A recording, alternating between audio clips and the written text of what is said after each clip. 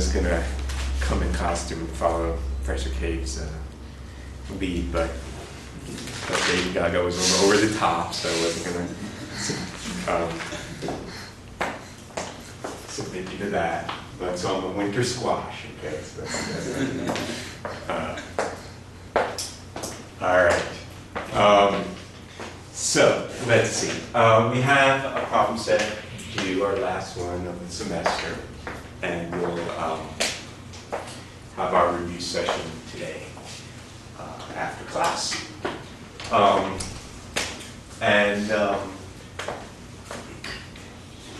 The assignment or some of the instructions related to our term paper were posted. So again, the goal here is to write a kind of review article on a subject of interest to you. And a whole bunch of topics are suggested there, but fairly flexible about it. So we can discuss that and the details if you have some ideas, and I can give you the nod beforehand, but your abstract is due to me on the 11th. Okay? And we can discuss that more between now and then. All right, so we have been discussing for a number of lectures today, this week, and in the last few weeks, I need to say, the problem of absorption and emission of light by atoms near resonant light. And in doing so, we've talked about this in many different ways. And so I want to review that a little bit. And our goal today is to try to unify these different pictures. It's important to be able to kind of understand the different regimes in which these different physical pictures, which seem fairly distinct and fairly different from one another, are in fact all interrelated, and how one can sort of go back and forth between them. So we started by talking about this in a sort of fairly standard way that you'll see in many textbooks, where we use Fermi's golden rule and thought about that there is a rate of absorption or emission that is induced by the light according to Fermi's golden rule, and in addition there is spontaneous decay, which we said fundamentally came from the coupling to the electromagnetic vacuum. Okay, so this is one picture in which we thought about this in terms of population jumping between these different levels with certain rates that were dictated by Fermi's golden rule. We had a somewhat different picture of this when we thought about this from the point of view of just the time-dependent Schrödinger equation, where we had a single frequency of the light, which was resonant or near resonant with this two-level atom, in which case we imagine this as a kind of rotation on the Bloch sphere, and a coherent oscillation which is moving continuously with probability amplitudes that are evolving in time, as thought of as this rotation on a Bloch sphere. Okay? Somewhat different picture from this. We had yet another picture, which was a generalization of this picture, in which we included the spontaneous emission, which is fundamental to our problem. And when the spontaneous emission rate is not tiny compared to the Rabi frequency, then, well, these oscillations are going to be damped. after some oscillations and eventually come to some steady state. And we describe this in terms of the optical Bloch equations, in which our Bloch vector now is a more general object. That is to say, it's not just a vector on the surface of the sphere, but describes, in addition, possible statistical mixtures of wave functions, or as we described, density matrices. And those statistical mixtures are described in this two-level atom in terms of vectors that are more generally in the Bloch ball. They can be inside the Bloch sphere, where the pure states were the states of a single wave function on the surface of the sphere, and the mixed states are inside the sphere.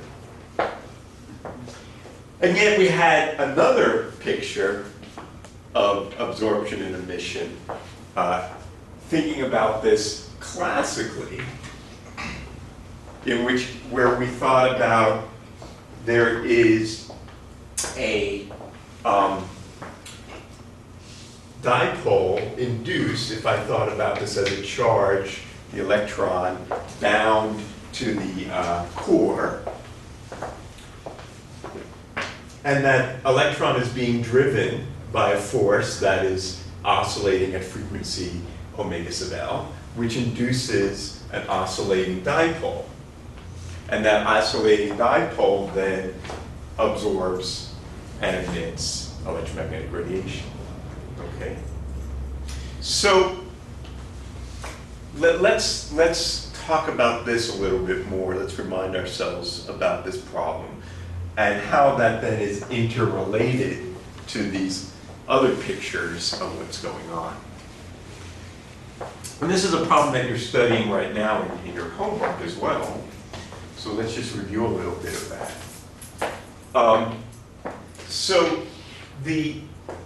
If this is a harmonic oscillator, then when you drive that harmonic oscillator in steady state, it will oscillate at the frequency of the drive. And the induced dipole moment then is, sorry, there should be strength of the field here.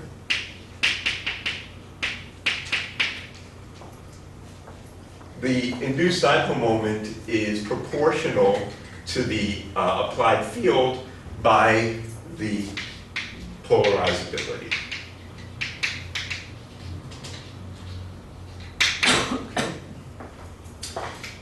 So this induced dipole moment then, if I write my complex polarizability as having a real part and an imaginary part, then the induced dipole moment here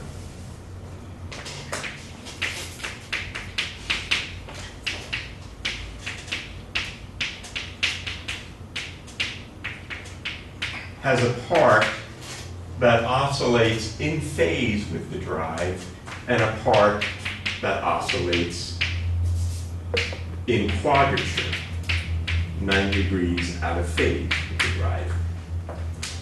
Any function which oscillates with frequency omega can always be broken up into a part that oscillates like cosine and a part that oscillates like sine. So given this, what we know is that the power that's absorbed by this oscillating dipole is equal to the rate at which this force does work on the charge. And the rate at which a force does work on the charge is equal to the velocity of the charge dotted into the force on the charge. Right? That's just simple mechanics. And that's equal to the rate of change of the position of the charge, and the force is the charge times the electric field. So that's equal then to the charge times the position is the dipole moment, or the derivative of the dipole moment, dotted into the electric field. So that's the rate at which the field is doing work on the charge, and therefore the rate at which energy is being absorbed, or the power that's absorbed from this field by this charge. So if we then take this dipole moment and we plug it in, we take that derivative and we look at that averaged over this rapidly oscillating frequency, then the power absorbed is equal to, well, I take the derivative of this, and it's going to be sine averaged with cosine is 0. But I take the derivative of this, and I get cosine, and the average of that with cosine is then the average of cosine squared, which is 1/2. So this then tells me that this is equal to the frequency times the imaginary part of alpha at time average over 2. Okay. So the important lesson here is that the power that's absorbed by this driven oscillator is related to the imaginary part of the response function. Okay? The imaginary part of the polarizability tells me about the absorption. So, how is this then related to these other pictures? Because fundamentally, this is what's going on. I mean, what's going on in the atom is just that we are driving this bound electron, and that bound electron is oscillating, and that bound electron oscillates with some amount that is in quadrature, and the amount that's in quadrature is the amount related to the amount that's absorbed. How is that picture related to these things? Because you don't kind of see that here. But that's fundamentally what's going on. Well, from our optical Bloch equations, as we described last lecture,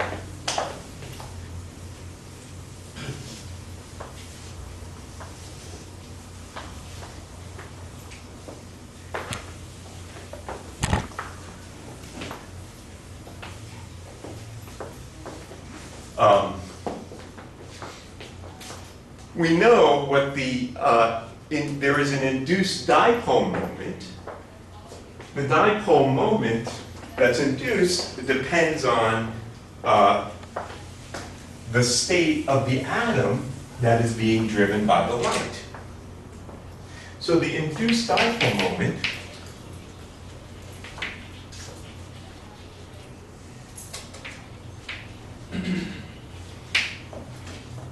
is, we can think about it as the expected value of the dipole operator as a function of time. And if we then take this as the trace of the dipole operator with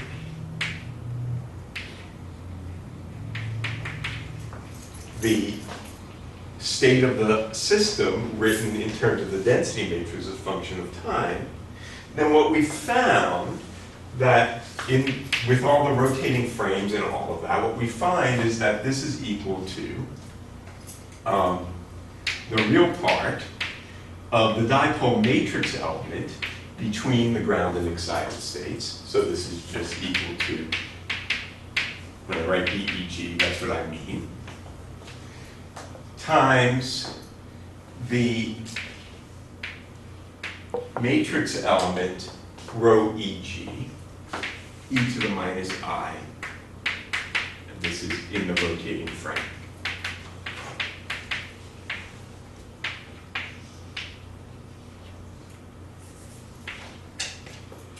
Okay, so again, remember, I didn't emphasize this when reminding you about this, but the orthogonal elements of the density matrix are the things that are related to coherence.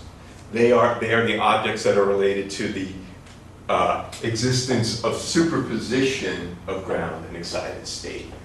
Whereas the diagonal matrix elements of the density operator are related to the populations.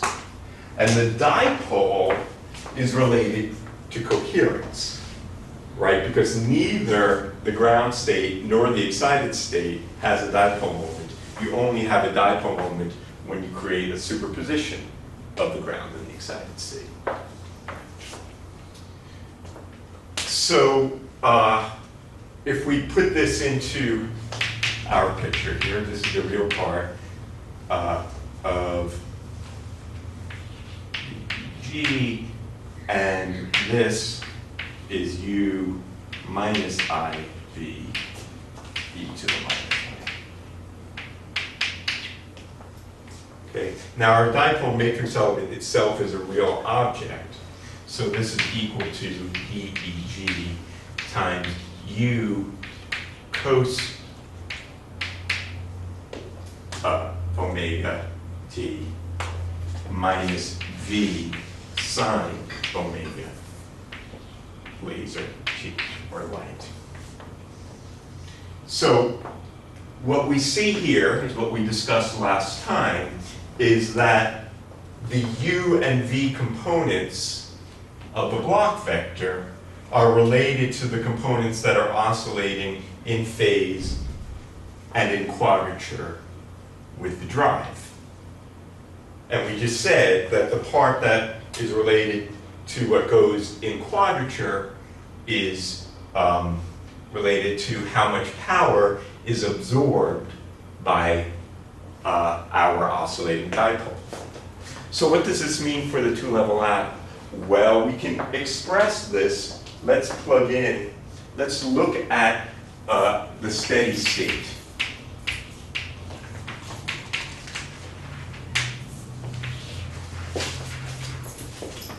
In steady state, our coherence, rho GE, is equal to I omega over 2 divided by I delta plus gamma over 2 rho GG minus rho EE. We actually need the conjugate of that, because we're going to put that in here. Rho EG is the complex conjugate of rho GE. And so that's equal to minus I.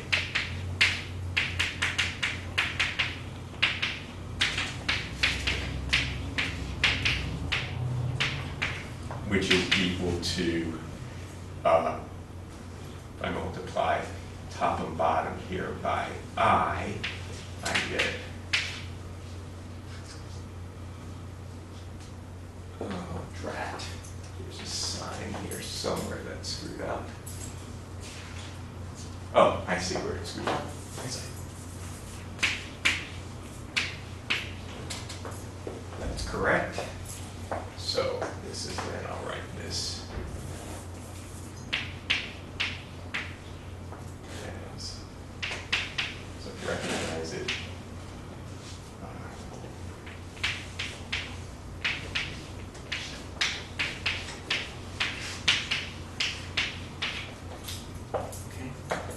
So, what does that mean? Well, if I plug this into here, what I see is I have I can derive from this expression the atomic polarizability. That is to say, the dipole moment is proportional to the applied field with a polarizability that depends on the following. So let's plug that in over here. So we get then the average dipole moment. time is equal to the real part of VEG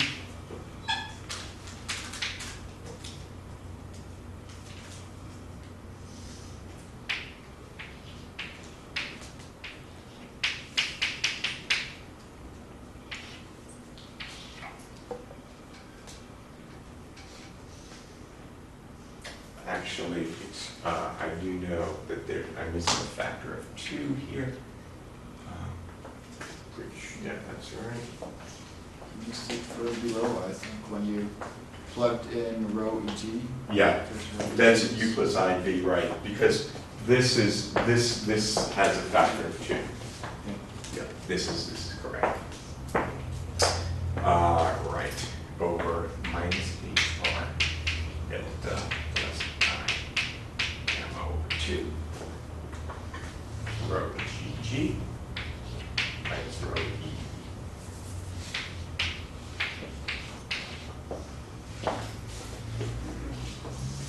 So, what do we see from this expression?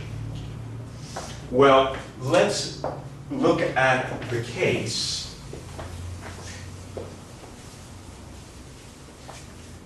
suppose that we start in the ground state and almost all the population stays in the ground state. We'll justify this later, the condition for which this is true. But basically, this is the perturbative regime, the regime in which to first order in the electric field, we're not changing the population very much. Okay, so let's look at that case first. Then this is equal to 1 here. And what we see here is that the induced dipole moment of this system is equal to the real part of some polarizability tensor dotted into the electric field. I forgot my little e to the minus.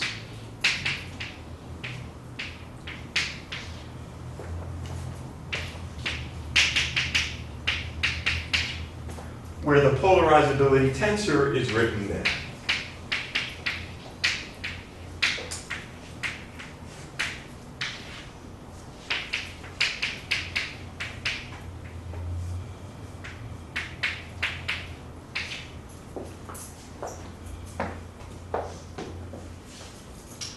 So, in this linear regime, the regime in which we said that the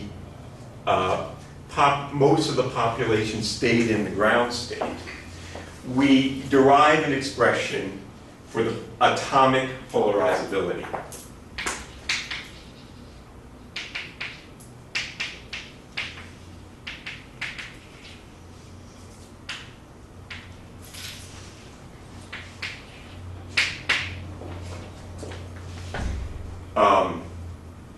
And for the moment, we're going to assume this to be just a 2-level system so that these 2 dipole moments are in the same direction.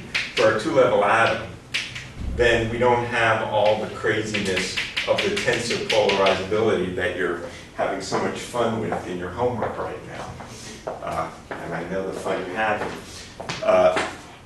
And let's just take this to be a fixed direction so that my polarizability is just a number, and it's a complex number. I'll call it alpha twiddle. It's this magnitude of the dipole moments squared h bar.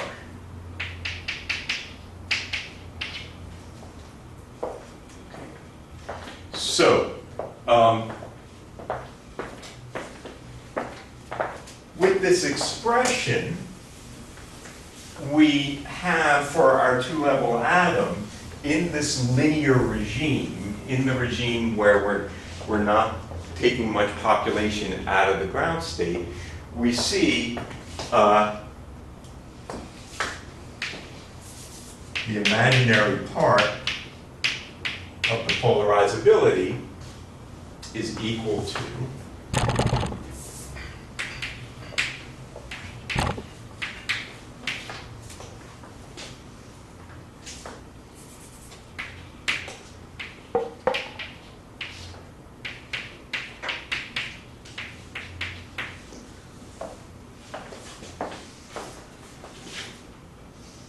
okay? So what is this function? This is a Lorentzian.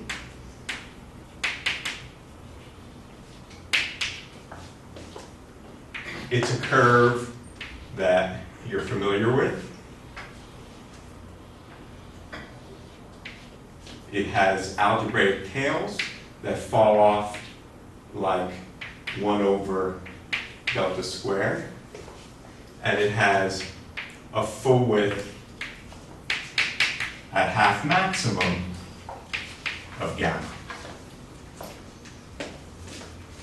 So what we see here is that the power absorbed in this perturbative regime is equal to omega L over 2, the imaginary part, so it's written up, times the magnitude of the electric field squared, which is equal to, if I plug this in, it's equal to h bar omega L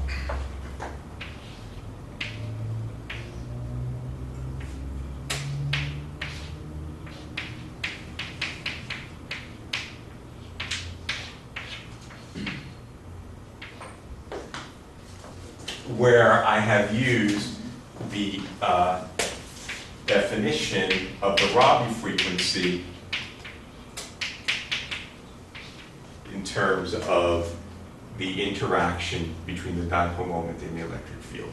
So I plug that in for D times E is h bar Rabi frequency. They got this expression. Okay? So, what have we learned from this so far? Well, our two-level atom, which is in this case being damped, is a driven damped oscillator, and that driven damped oscillator absorbs electromagnetic radiation just like a classical oscillating dipole, but with an induced dipole moment, which is slightly different because the polarizability isn't what you would get for the classical oscillator. It's a slightly different function that depends on this quantum mechanical matrix element. But other than that, this physics is exactly the same. So what's going on the Bloch sphere in this case is the following.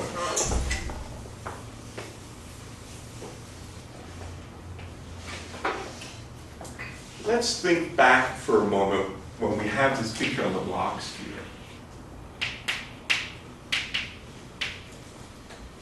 Suppose I started my system somewhere in some superposition of ground and excited state. What happens to the evolution of the state vector in this case? This is a superposition of ground and excited state, so it is not a stationary state, it is a superposition. And how does the superposition evolve? Well, it evolves according to the Schrödinger equation, where I have some probability amplitude in the ground and some probability amplitude in excited. In the absence of any driving field, we have a frequency difference or an energy difference between these two states, and so the system will just process that at the Bloch sphere at the natural resonance frequency. Now, when we drive the system, so it has a dipole moment. If I started it in this superposition, there is a superposition of ground excited states. It has a dipole moment, and that dipole moment is oscillating. and it's oscillating at the natural resonance frequency, which is the Bohr frequency, free energy difference between the two states. Now we're drive the system, right? And in the case we drive the system, let's say I'll drive it in this direction. And according to that, we have some Rabi frequency that's oscillating like this. And you remember we had one co-rotating and one counter-rotating term. The co-rotating term that's rotating with this natural resonance frequency causes this thing to torque. So, the picture that we have here in the absence of damping, if we look at this in the lab frame, not in the rotating frame, is more like the following. What's going on here, whereas in the rotating frame, it would just go up like this. Well, let's see if I can possibly do this.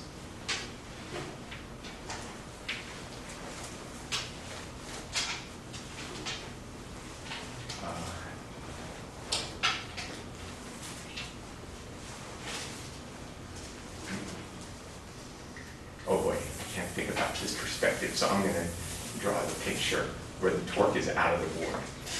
Okay, the torque is out of the board, it goes around like this. But in the lab, that's in the rotating frame. In the lab frame, what's going on is something more like this, where it's spinning around at this rapid rate, at this frequency, and then very slowly, in the rotating wave approximation, it oscillates from here to here. If we go into the rotating frame, it just looks like I'm oscillating back to down. But the key here was that we have a dipole that's oscillating, and we have this torque vector that is in resonance with it, which causes the Bloch vector to move from the ground state to the excited state. When we have damping, so this is without damping. With damping, well, the situation is more complicated. First of all, we have a transient regime in which the drive and the damping compete. But eventually, there's a steady state. But a steady state doesn't mean nothing is happening. It just means that there is a kind of detailed balance, so that things in steady state aren't changing. So when we draw a picture on the Bloch sphere and say in steady state, we ended up somewhere, this is my steady state solution. Well, in the lab frame, of course, this is rotating back and forth, which means that there is, there's a U, there's a V component, and it's oscillating back and forth inside this Bloch ball, where there is an oscillating induced dipole moment. So this picture that we have of the oscillating dipole still holds. In the quantum mechanical regime, we have this Bloch vector that's oscillating back and forth, and that oscillating back and forth Bloch vector has a part of it that is oscillating in quadrature, and that part of the Bloch vector is what's related to the absorption. So, recap so far. We had 4 pictures. We had Fermi's golden rule, we had the Bloch oscillations, we had the damped Bloch oscillations, we had the classical oscillator. We've kind of connected the 2 through 4, but what happened to Fermi's golden rule? How in the world is any of this related to Fermi's golden rule? Well, what do we have here? What we have here is the rate of absorption. And Fermi's golden rule tells us how to calculate the rate of absorption. According to Fermi's golden rule,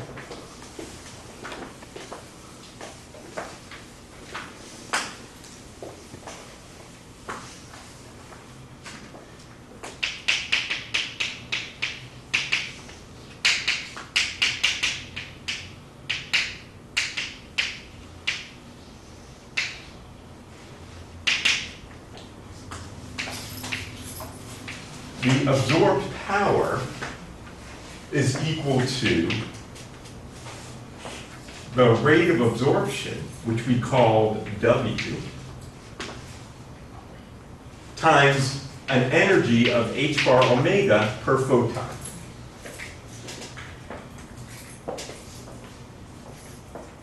Where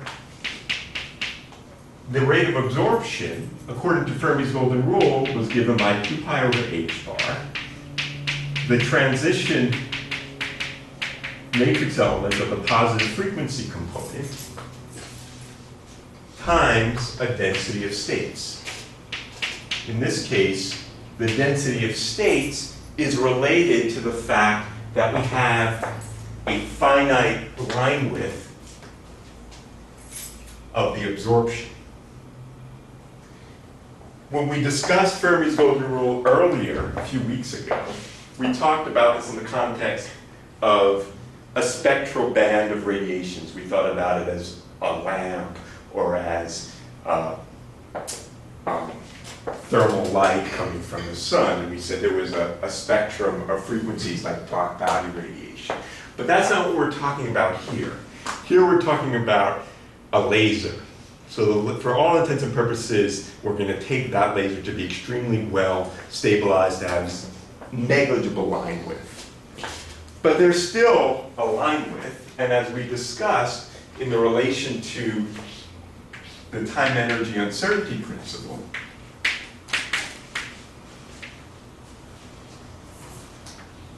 there is a spread. We can think about the fact that the absorption is peaked when I'm right on resonance.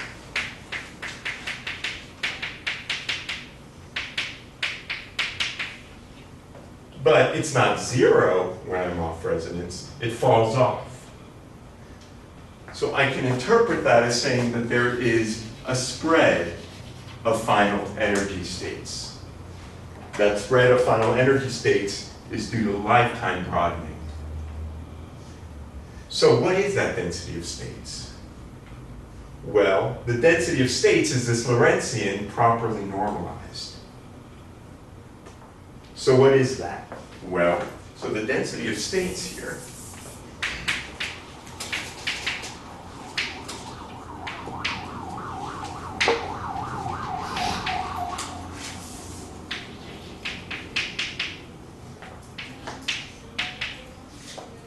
it's some constant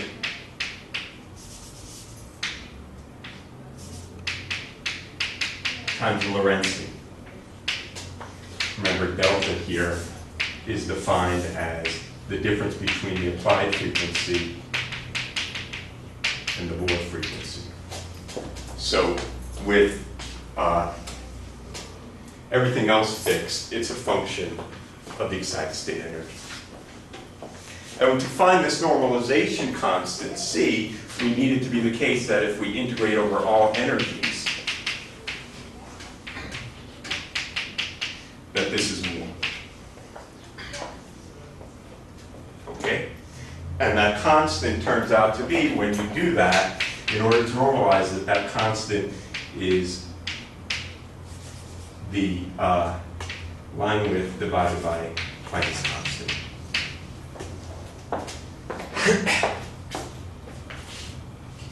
So, let's plug that in.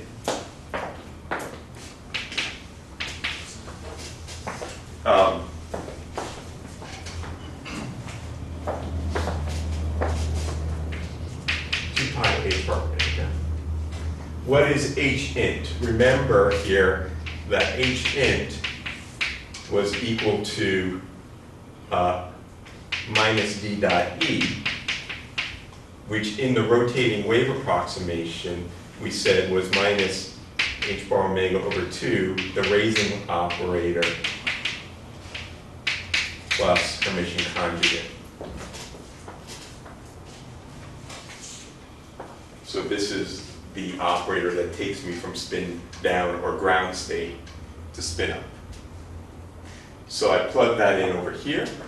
I get h bar squared omega squared over 4 is that matrix element. That's the positive frequency component. And then I got to plug in this density of states.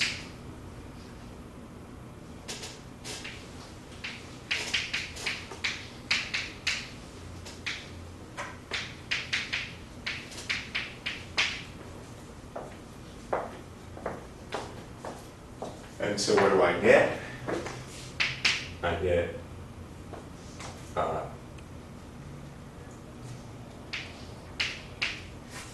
omega squared over 4 delta squared plus gamma squared over 4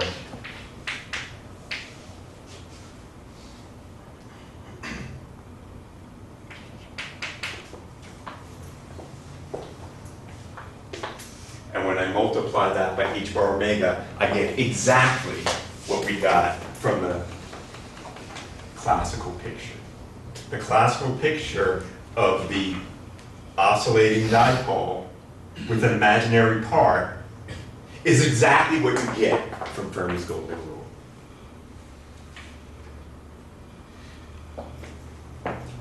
So, one of the lessons that we learned so far is that in this perturbative regime, the regime where really this is oscillating pretty close to the bottom of the Bloch sphere, so that I'm not moving much population to the excited state, my two-level atom is just a harmonic oscillator. And I'm driving it, and I'm inducing a dipole moment, and the dipole moment absorbs some of the light. And what I get from Fermi's golden rule is exactly what I would get from this classical calculation. There is no difference between them, other than what the strength of the dipole moment is.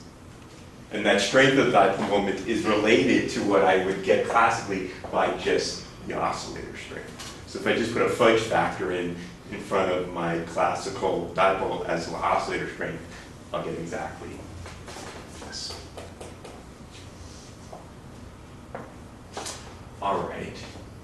So far, so good. But we still have this picture. There's one other picture which we had, which was the picture of Einstein A-B coefficients and rate equations. So how do we then see the rate equation picture related to our, we don't have rate equations here. We have the master equation.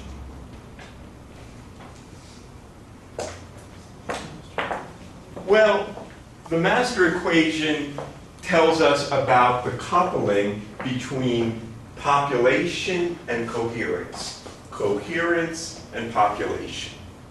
The Schroeder equation couples those together. However, in the regime where we have reached steady state, where we are no longer oscillating, well, then we have a picture where we can think about rate equations. So in steady state, well, I'm sorry, if the coherences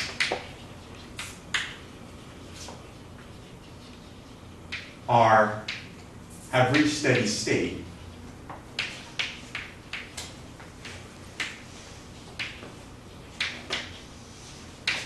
due to damping, well, what are we, then we have, in this case, we had our steady state solution. It's been erased, but let's write it down again.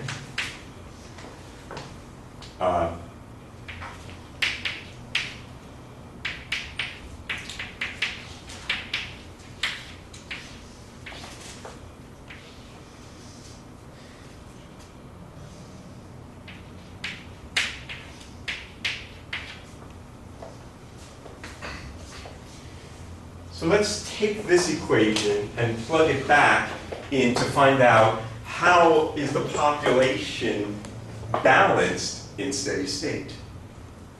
We must have detailed balance if we're to have a steady state. Let's plug it back in.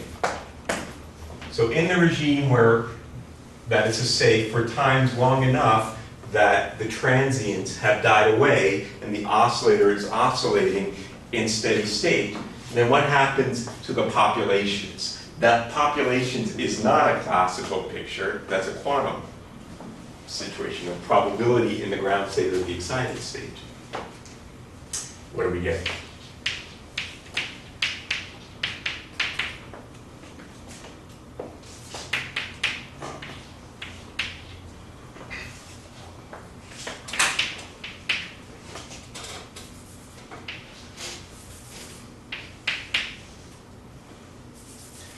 Let's see.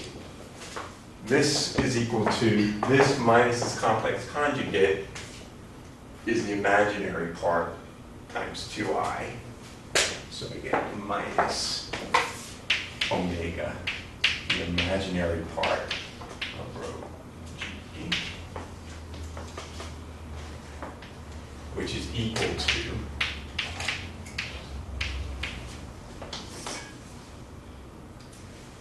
the imaginary part here is then equal to omega squared over 4 delta squared plus gamma squared over 4 gamma over 2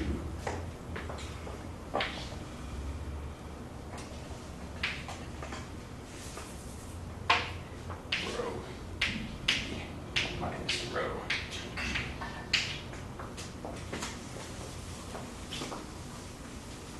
So all I have done here is to take the steady state value of the coherences and plug it into this equation.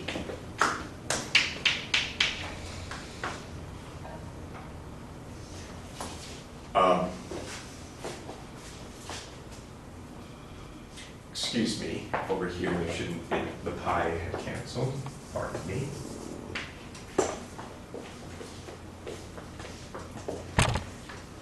I recognize this. This is this. That was equal to the rate of absorption, which of course is also related to the rate of emission, according to, I mean, the conjugate of this expression is exactly the same. This is what we sometimes call the stimulated rate, as opposed to the spontaneous rate.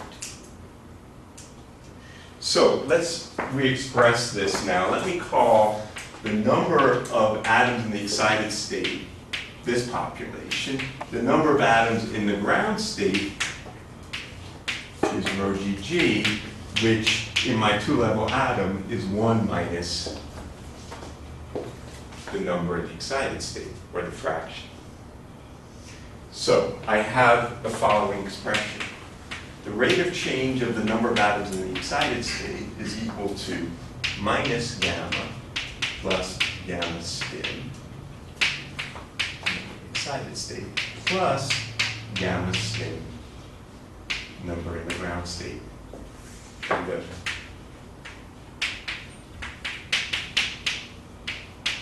rate of change of the number in the ground state must be the negative of that.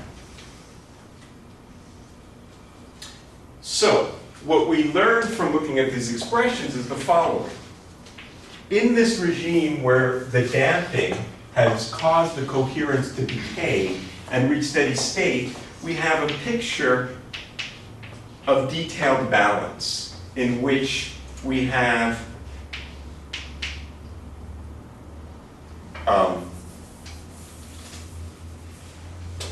population coming from the ground state to the excited state by the rate gamma spin. We have population coming from the excited state back to the ground state by the same rate. And then we have spontaneous emission. That's what these rates are.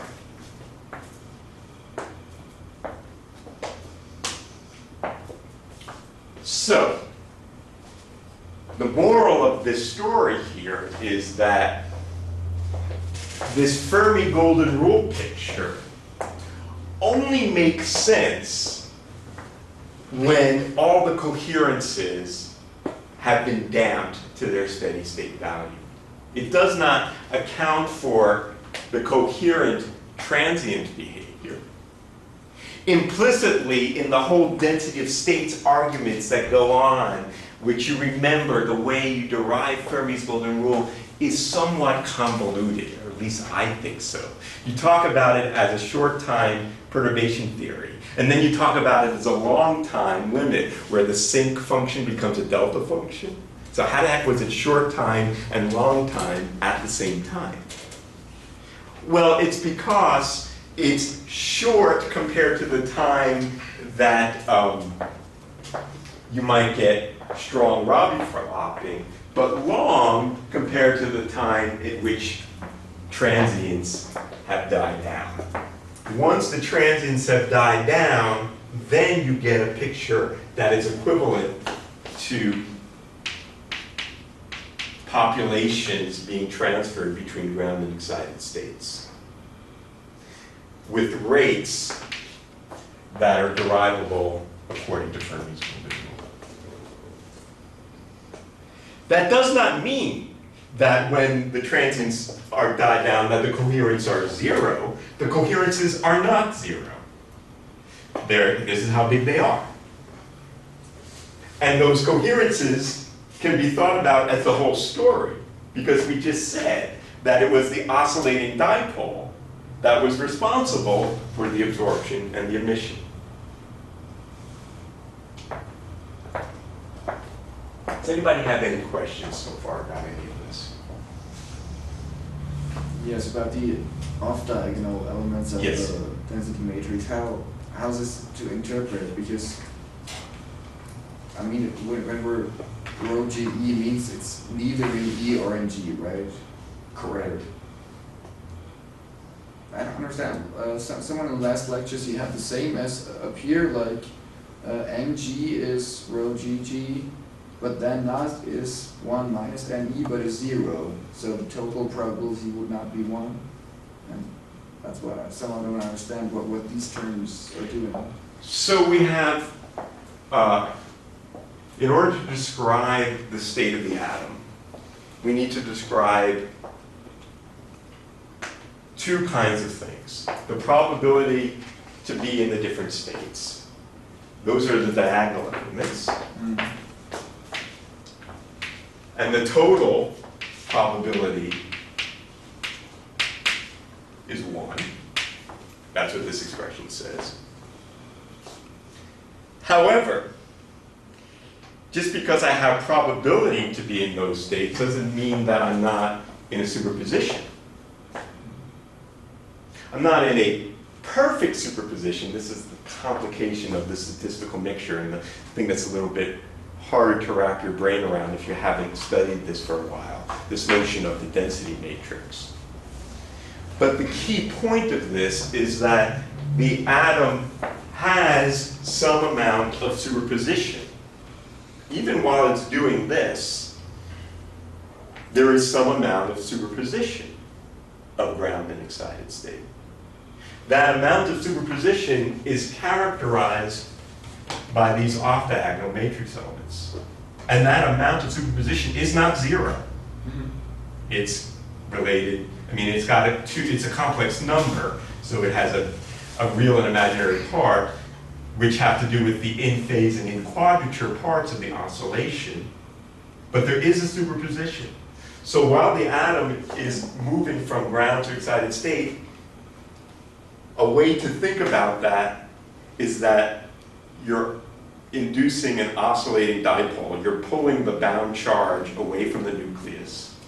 And the way in which we understand that quantum mechanically is that I'm creating a superposition that's oscillating. And that oscillating superposition then has a part of that oscillation that is in quadrature. And the part that is in quadrature is responsible for that absorption. So although it's often described in terms of populations jumping around between energy levels, that's a naive and underdeveloped picture. What's really happening is that you're inducing a dipole moment. But doesn't the superposition also mean that if you would look at it, it would have to collapse in one of the two? Well, that's an interesting point. Yes, but we're not looking at it. If we did, things would be different. And in some sense, as we described in one lecture last week, the fact that we have the spontaneous emission means occasionally there's a photon that's being spit out into a random direction. If I had a photodetector in every part of space that could collect the photon wherever it was, then when I got the click, I would know the atom was in the ground state. Because if the photon was emitted, it went from here to here. And that would interrupt this oscillation. In fact, that kind of experiment has been done in quantum optics. If I had an individual atom and I can collect that photon, then I change the way in which the dipole oscillates. There is a collapse of the wave function. There is quantum back action. However, we're not looking at the photon. And the reason that we have to describe the system by a density matrix rather than a wave function is exactly for the reason that there is information about which state the atom is in stored in this spontaneous emitted photon. And if we don't look at it, then we have to average over all those possibilities. And that's why the system lost some coherence. If we didn't have spontaneous emission, then what we said is that we stayed in the superposition of ground and excited, right? But because of spontaneous emission, we lose some coherence and we go inside the Bloch sphere. We don't lose it all. We get the off-diagonals. That's right. So the off-diagonal elements decay. They decay for exactly your intuition, that there's information about the superposition somehow that is accessible. And if I know which of the states the system is in, well, then I'm not in the superposition anymore. However, it's sort of a partial loss of that superposition. And that partial loss is related to the fact that this decays into the Bloch ball and outside the surface of the Bloch sphere. These are really good questions. Yeah, I've got another one. Please, What is keep it then, coming. what is then the difference between the statistical mixture and coherent superposition? The difference is that a statistical mixture is an averaging over many different superpositions. So you remember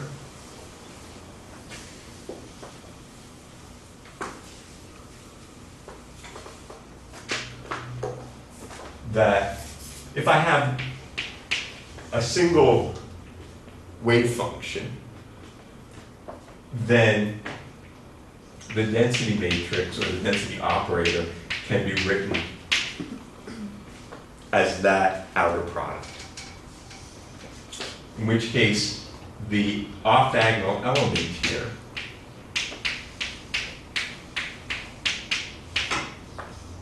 is given by this expression, which is the probability amplitude to be in the ground state times the complex conjugate to be in the excited state, which I can think about each of these as a complex number written in polar form in terms of an amplitude and a phase. Okay, so I've just written each of those complex numbers as a magnitude and a phase. However, when we have a cyclical mixture, we don't have just one wave function that describes a system. We don't know what it's a difference between a coherent superposition and a cyclical mixture. In a cyclical mixture, the system really is in one of these wave functions. I just don't know which one it is because I lost this photon. And so I have to average over a sum over many different, remember J here is just an index. So I average this, and I average this, and I average that.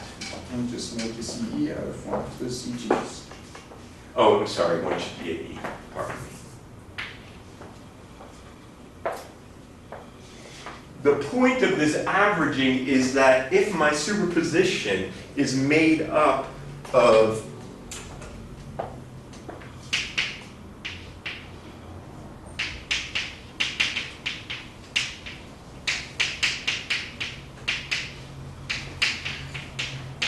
different probability amplitudes. So there are many different probability amplitudes that are averaged over. The effect, generally, is to wash out this phase difference and thereby reduce the coherence, which is another way of saying that I go inside the Bloch ball.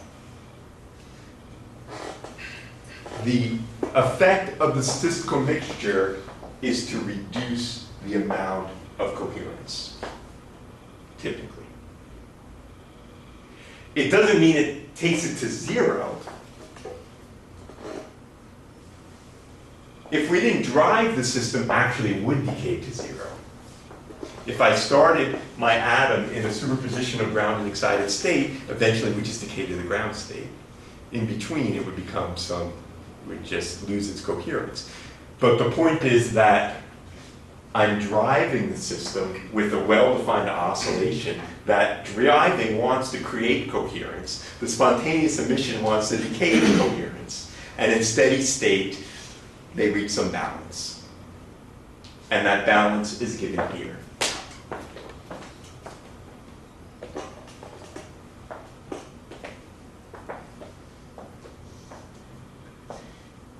So we have this picture of the driven oscillator, which quantum mechanically means I'm driving coherence and decaying coherence and eventually reaching a steady state.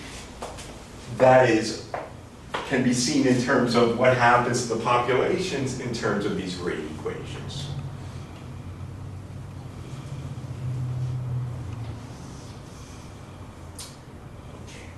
So there's a couple of other things that I want to discuss that's very important, a few other very important features of this driven two-level system. This is a pretty fundamental problem, and I really encourage you to go over these details quite a bit and try to make all these connections in your own way that are understandable to you, because really to understand atomic physics, in particular in the context of the interaction of atoms with lasers, which is a big part of atomic physics these days, it's really important to understand just this basic two-level problem. So there's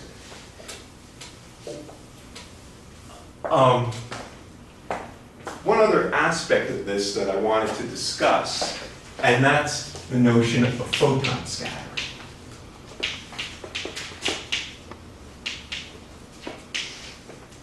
So when in our two-level system, unlike, say, a molecule or a solid-state material where photons can be absorbed and then turned into other kinds of mechanical energy like rotations and vibrations. In the context of my two-level system, if I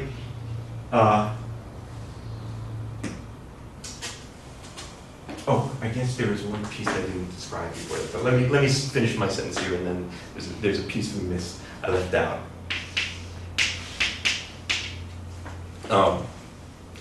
When we absorb this light, well, it can be emitted back into the atom, but ultimately, any light that comes out in either direction is scattered.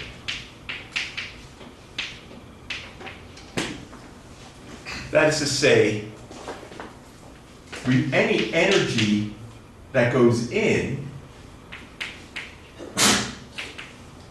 must ultimately come out. Photons don't get converted to heat in the atom. Now, if I had a multi-level atom, it might go into some metastable state and sit there for a while, but ultimately, it's going to fall back down to the ground state and come back as another photon. So the absorption is, in this case, related to scattering. There's no other place the photons can go. And we want to calculate that scattering rate. Well, to do that, firstly, I want to look at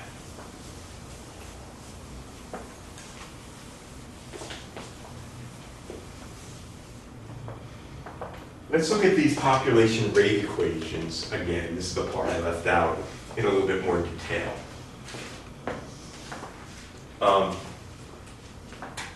So the rate equations, we have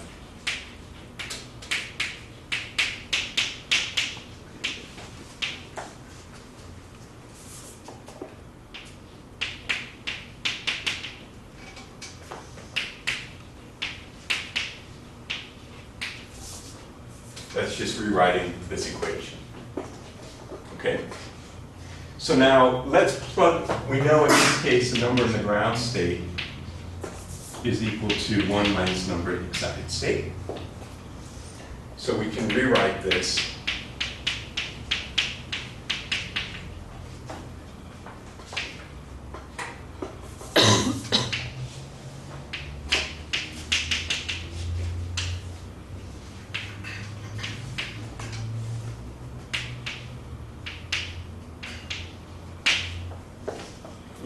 pardon me.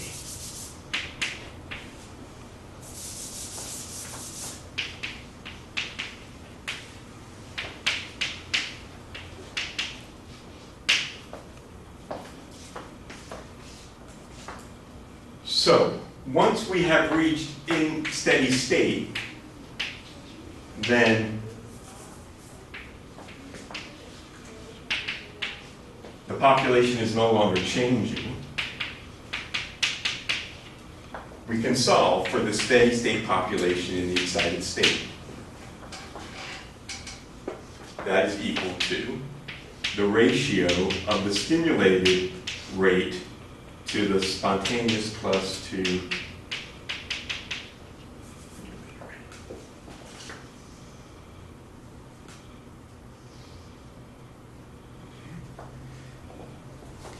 and that is equal to something that we are very important that we're going to define called the saturation parameter.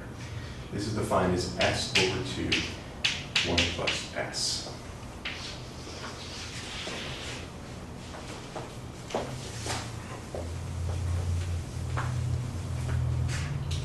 Where S is defined to be equal to twice the stimulated rate over the spontaneous rate. This is equal to the saturation parameter.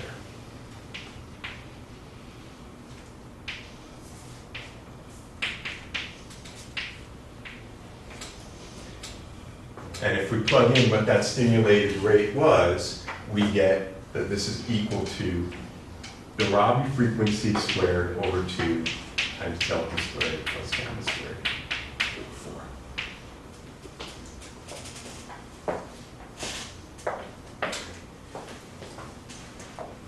4. Saturation parameter is an important parameter that describes how strongly are we driving the system. When S is much, much less than 1, the population in the excited state is equal to approximately S over 2, which is much, much less than 1.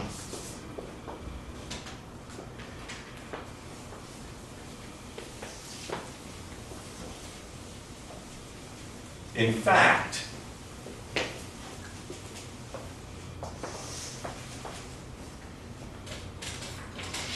what we see here is the ground state population, which is 1 minus the excited state population, is equal to 1 plus S over 2 divided by 1 plus S, is approximately equal to 1 minus S over 2 when S is much, much less than 1.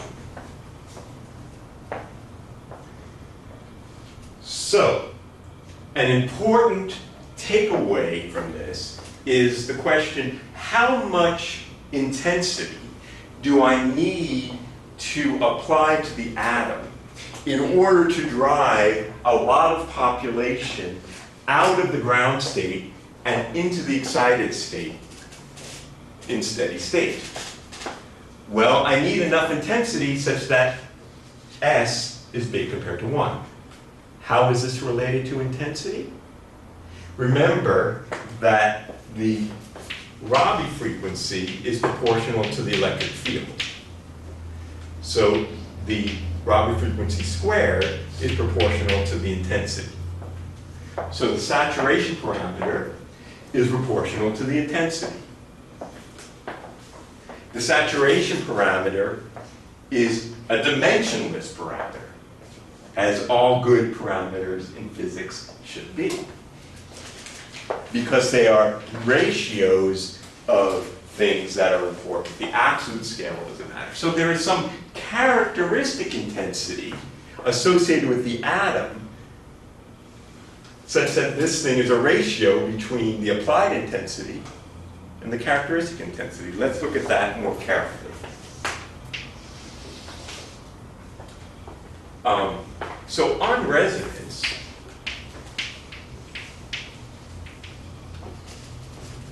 I'll call that S0. This is equal to twice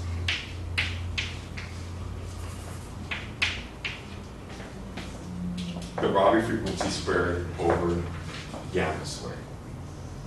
So on resonance, I ask you, how much intensity do I need to apply in order to drive a lot of population from the ground state to the excited state?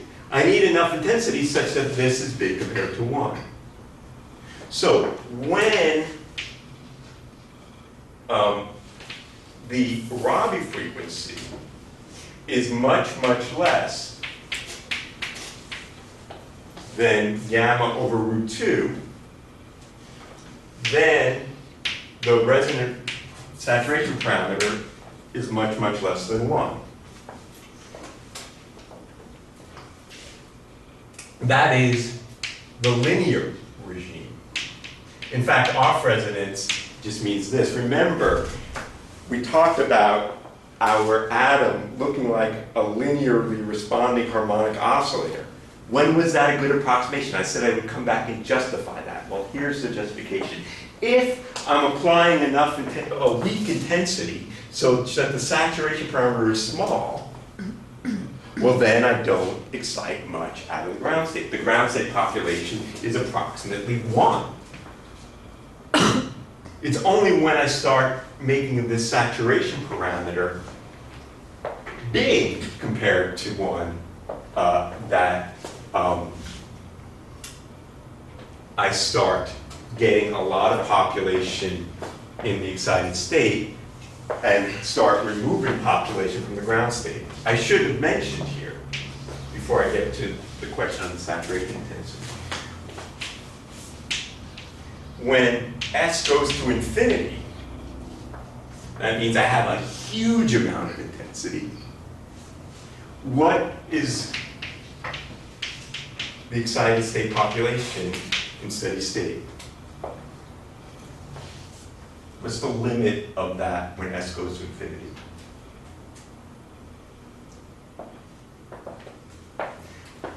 A half, thank you. And what about the ground state?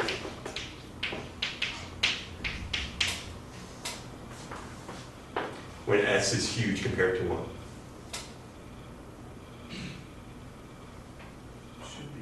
It's a half, right? This is big compared to this, you can ignore it. This is big compared to that. S over 2 goes to a half. So in the limit, where I've applied a huge amount of intensity, what I get is 50-50 population in the two excited, in the two states. That is to say, I have saturated the transition. That is why this is called the saturation parameter. It's the most I can do. I cannot invert the population. As those of you who know anything about lasers know, you need a third level in order to pump, in order to get a population inversion, in order to lase. You can't lase on a 2-level transition without a third level to make a population inversion. Okay, before we conclude though, let's say what is the actual intensity. We see here in terms of the Rabi frequency for a given line width, what the Rabi frequency needs to be in order to saturate on resonance. Off resonance, I need more intensity because I got to deal with this detuning. But on resonance, I need enough intensity to make the Rabi frequency on the order of the line width in order to saturate. How much intensity is that? Well,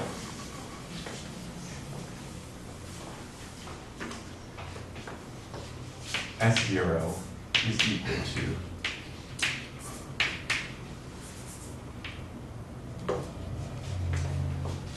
this is proportional to intensity. And then whatever is left has to be also an intensity because this is dimensionless. So we define the thing in the denominator, we call this the saturation intensity.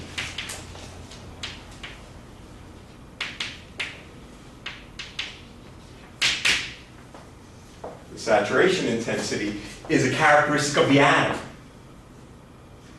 It says, how much intensity do I need to put in such that on resonance the saturation parameter is 1? Let's solve for it. It's twice omega squared gamma squared over the intensity,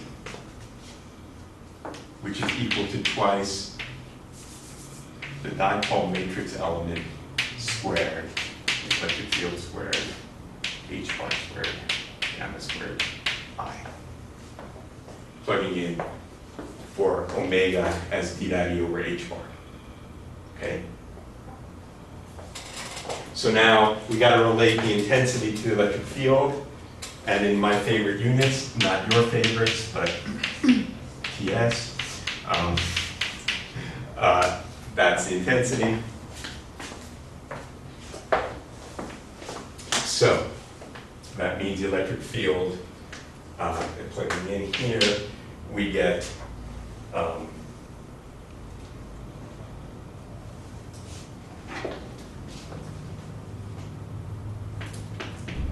right?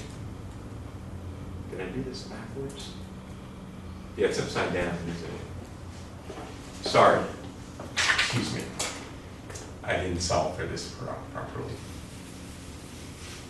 Let me do my ratio. Oops.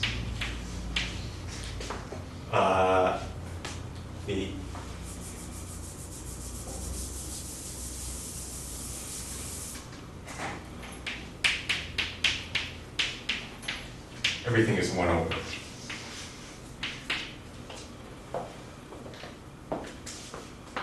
Okay, now this looks better. So this is equal to h bar squared, gamma squared, the intensity divided by 2, the dipole matrix element squared, times 8 pi over c times the intensity. So, I sat is equal to h bar squared gamma squared divided by twice the dipole matrix element squared.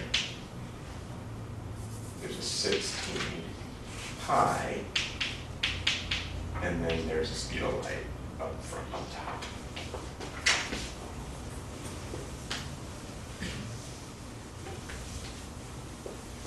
All right, let's put that together.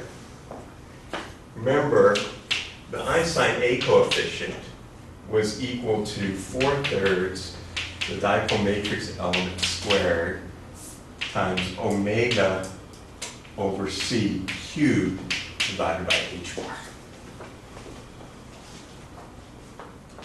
So we can now solve the square of the dipole matrix element is related to 3/4 h bar times the spontaneous emission rate c over omega cubed.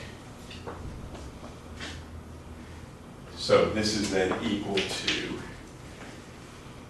1 over 12 pi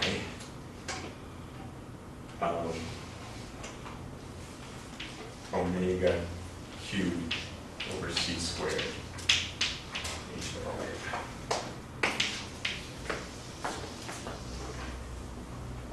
This omega, by the way, is the resonance frequency, omega Eg. So we'll come back to this next time, but to get a more intuitive understanding of what the saturation intensity is. But the saturation intensity is a property of the atom. It depends on the frequency of the transition and the line width. And when we apply in the laboratory a laser beam with this amount of intensity, on resonance, we start to saturate the transition. If we apply that amount off resonance, and if the detuning is huge compared to the Rabi frequency, well then we won't saturate the transition. And finally, once again to emphasize, if the saturation parameter is small, well then the population in the excited state is negligible, the population in the ground state is almost all of it, and the system stays close to the ground state, and it looks like a linear oscillator.